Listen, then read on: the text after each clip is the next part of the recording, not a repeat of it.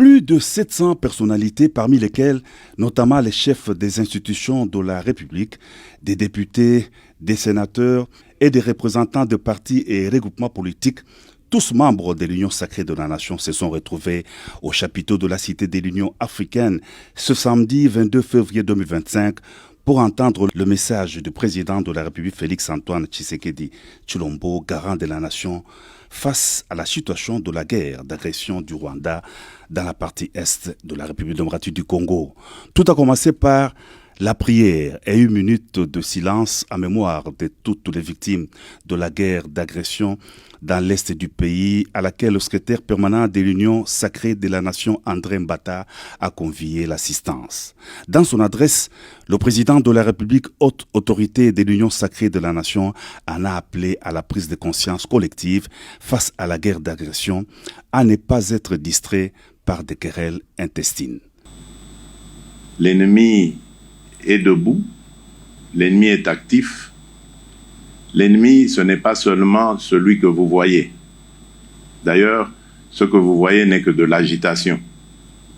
On a pris quelques esprits faibles de nos compatriotes et on les a placés devant pour donner une illusion de quelque chose. Mais je peux vous dire ici que cette illusion ne restera qu'illusion.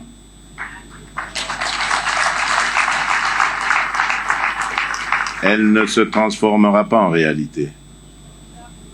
Parce que nous n'allons pas perdre ce combat. Je l'ai dit depuis le début, croyez-moi, je le maintiens. Le président de la République a lancé un vibrant appel à l'unité nationale. Nous appartenons tous à notre pays, la République démocratique du Congo, a dit le chef de l'État. Et de poursuivre, la RDC mène le combat sur plusieurs fronts diplomatiques, militaires et politiques. Sur le plan diplomatique, la RDC enregistre des victoires. L'on doit continuer à fournir des efforts, à rester vigilant et actif, a dit le président de la République. Sur le plan militaire, le chef de l'État, commandant suprême des FARDC et de la police, a rendu hommage aux forces armées loyalistes. Il a réitéré sa détermination de monter une armée d'élite et d'assurer la prise en charge des hommes de troupes. Enfin, sur le plan politique, le président de la République a déploré le silence de la classe politique congolaise face à l'agression de la RDC. Parlant du dialogue, le président de la République a indiqué qu'il a toujours tendu la main pour un dialogue constructif, un dialogue de responsables permettant le développement de la RDC, mais pas un dialogue avec des pantins.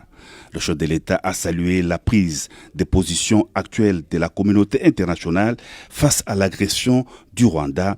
Il a aussi vivement condamné les attaques des ambassades lors des manifestations de la population. Président.